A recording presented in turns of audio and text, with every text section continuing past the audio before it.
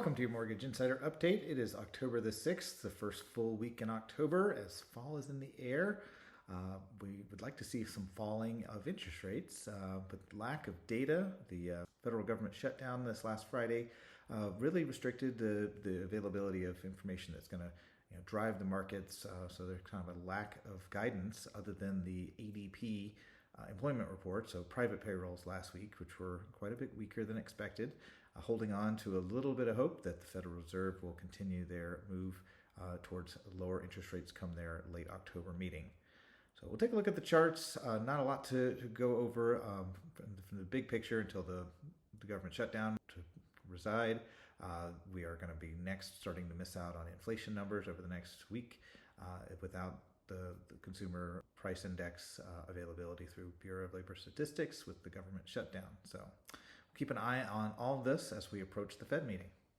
We start off the first of the week a little bit higher. We've been flirting with this just with 410 at the end of last week, up a little bit today at 413. It was trending a little bit higher earlier off some news from the Bank of Japan. Japan is potentially going to change some of their monetary policy, so that's really the biggest news today. Mortgage-backed security prices actually improving, so that's a positive sign overall. Let's take a look deeper.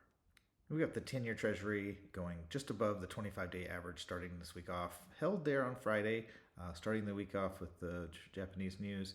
Actually bolted a little bit higher and has since subsided. Again, lack of direction in the markets as we start this week off. We're going to keep holding on tight.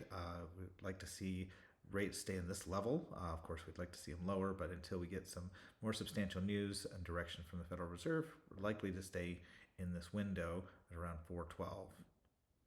We'll switch over to the 30-year fixed mortgage-backed security. The price on the mortgage-backed security will actually go higher as the interest rate the consumer receives. So the investors pay more and the consumer gets a lower interest rate. That's how the pricing works on that. And we're similar with the 25-day average. So as the price has risen this last week, we're kind of looking to hold on to those gains. We're actually sitting right above the 25-day average right now after dipping below it this morning. So again, another reason why we think the positive direction of interest rates for mortgages as it actually goes down to zero change for the day. But we would like to see the same range here. Higher prices would mean lower interest rates on mortgages in this chart. So we'll stay the course as the week kicks off here. Welcome to October. Have a great one.